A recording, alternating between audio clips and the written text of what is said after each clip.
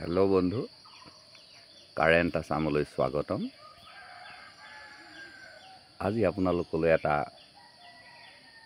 সুন্দৰ তথ্য দিব বিচাৰিছোঁ। আপোনালোকে অকণো স্কিপ নকৰাকৈ শেষলৈকে মোৰ ভিডিঅ'টো চাব, হয়তো আপোনাৰ প্ৰয়োজনীয়ও হ'ব পাৰে। এই সাঁচি খেতিটো এনেকুৱা খেতি নহয় যে আপোনাৰ ক'ৰবাত এডোখৰ খৰ হৈছে, কেইটামান ভাত মন্দ কৰি আপুনি খৰডোখৰত খুব ধুনীয়াকৈ ঘঁহি লগাই দিছে। 3 দিন লগোৱাৰ পিছত আপুনি দেখিছে যে আপোনাৰ খৰডোখৰ সম্পূৰ্ণ নিপাত হৈ গৈছে।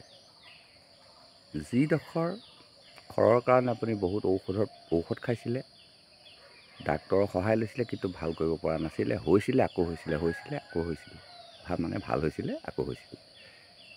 কিন্তু এই যে ভাতকেইটা আপুনি লগাই দিলে, তাৰপিছতে আপোনাৰ খৰকণ সমূলচে নিপাত হৈ গ'ল। মানে খৰত থকা যিখিনি বেক্টেৰিয়া, সেই বেক্টেৰিয়াখিনি ভাতে টানি ল'ব, আৰু ভাতখিনি যেতিয়া শুকাই যাব, লগাই থোৱা ভাতখিনি যেতিয়া শুকাই যাব, তাৰ লগতে বেক্টেৰিয়াখিনি নাইকিয়া হৈ যাব। কাৰোবাৰ একেদিনাই ভাল হ'ব, কাৰোবাৰ 3 দিন লাগিব। ঠিক তেনেদৰে সাঁচি খেতিটো এনেকুৱা নহয় যে ৰং অকণমান ইনজেকশ্যনৰ সহায়ত ভৰাই দিম আৰু সাঁচি গছজোপা কালাৰিং হৈ যাব আৰু বিক্ৰী হৈ যাব। সাঁচি খেতিটো এনেকুৱা নহয়। সাঁচি খেতিত প্ৰচুৰ কষ্ট কৰিব লাগিব। এতিয়া মই আপোনালোকক এজোপা গছ দেখুৱাই আছোঁ। এই গছজোপা আগতেও দেখুৱাইছিলোঁ যে এই গছজোপাত পাত নাই, এতিয়াও পাত অহা নাই, মানে গছজোপা মৰি যাব। এই গছজোপাত পাত মই কেনেকৈ আনিম? মই যত্ন কৰি আছোঁ, আপোনালোকে চাই থাকক। এসপ্তাহৰ 15 দিনৰ ভিতৰত মই এই গছজোপাত পাত আনিবলৈ যত্ন কৰি আছোঁ। আৰু যেতিয়া মই পাত আনিবলৈ সক্ষম হ'ম, গছজোপা বচাবলৈ সক্ষম হ'ম, তেতিয়া আপোনালোকক মই ইয়াৰ বিষয়ে ডিটেইলছ ক'ম যে পাত সৰি গ'লে গছজোপাত কি ব্যৱস্থা কৰি আপুনি পাত আনিব পৰা হ'ব, কিন্তু কষ্ট হ'ব। যেতিয়া টপাৰ মূৰত চুলি গজাইছে, যাৰ মূৰত এডালো চুলি নাই, 1.5 লাখ 2 লাখ টকা অৱশ্যে খৰচ হয়, সেই খৰচ কৰি হ'লেও চুলি ৰোপণ কৰিব পাৰিছে, আমি গছ এজোপাত কিয় আনিব নোৱাৰিম? সেইজোপা আপুনি অকণমান আঁতৰলৈ মন কৰিলে দেখিব, সেইজোপা গছ, এই গছজোপা চাওক। মই লাহে লাহে পাত আনিবলৈ সক্ষম হৈছোঁ, কিন্তু আগত পাত মই আনিব পাৰিবও পাৰিছোঁ, হয়তো নোৱাৰিবও পাৰোঁ। এইজোপা গছ চাওক, এই গছজোপা। এইবিলাক হ'ল বৰ ইম্পৰ্টেণ্ট কথা। এজোপা গছ মৰি যোৱাৰ পৰা বচোৱাটো বহুত ইম্পৰ্টেণ্ট কথা। এইখিনি আমি সাঁচি খেতি কৰিবলৈ হ'লে আয়ত্ব কৰিব পাৰিবই লাগিব।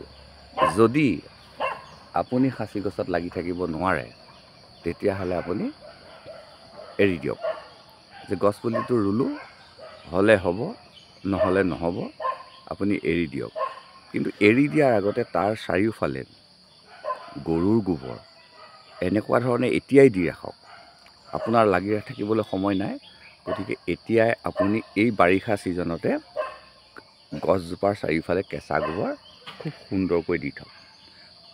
আৰু আহিন কাতি মাহত তাৰ অদৰকাৰী ডাল পাতবিলাক, ধৰক এই গছজোপাত যিবিলাক ছাইড পাত আছে, এই ডালটো কাটি পেলাব পৰা হ'ব। এই মাত্ৰ 2টা ডাল ৰাখি বাকী গোটেই যিমান ডাল আছে, সেই ডালবিলাক চফা কৰি দিয়ক। আৰু তেতিয়া আপুনি চাব আপোনাৰ গছজোপা কেতিয়াও নমৰে। গছজোপাত কিন্তু আপুনি এতিয়াই গোবৰ দি গছজোপাক সাৰুৱা কৰি ৰাখিব লাগিব, যাতে যেতিয়া সি মৰিব, কিয় মৰিছে, গছজোপা কিয় মৰিছে, এই কথাটো আপুনি অনুসন্ধান কৰি ল'ব লাগিব। হেল্ল' বন্ধু, আপোনাক দিয়া টিপছটো আপুনি বুজি পাইছে। এইটো সাঁচি গছৰ টিপছটো নিশ্চয় বুজিছে, কাৰণ গছজোপা নমৰিবলৈ হ'লে আপুনি এতিয়াই গোবৰ দি ৰাখিব লাগিব। 2-3 পাচি, মানে কমেও 10-15 কেজি গোবৰ আপুনি সাঁচি গছজোপাৰ এফুটমান আঁতৰত দি ৰাখক আৰু কিছুদিনৰ পিছত সেই পুলিটোৰ ওচৰত কিছু মাটি চপাই দিয়ক। এনেকুৱা ধৰণে চপাই দিয়ক, এটা ঢিপৰ নিচিনাকৈ চপাই দিয়ক। তাৰপাছত চাব আপোনাৰ পুলি কেতিয়াও নমৰে। সেই প্ৰতিপাল নকৰিয়ে প্ৰকাণ্ড গছবিলাক মৰি গ'লে হাই হাই কৰি থাকে। গতিকে আপুনি গছজোপা নমৰিবৰ কাৰণে ব্যৱস্থা কৰক আৰু আপুনি চিন্তা কৰি থাকিবলগীয়া কোনো প্ৰয়োজন নহ'ব। হেল্ল' বন্ধু, বেছি দীঘলীয়া নকৰোঁ, আজিৰ ভিডিঅ'টো মই ইমানতে সামৰণি মাৰিছোঁ। ভাল পালে লাইক আৰু কমেণ্ট কৰিব।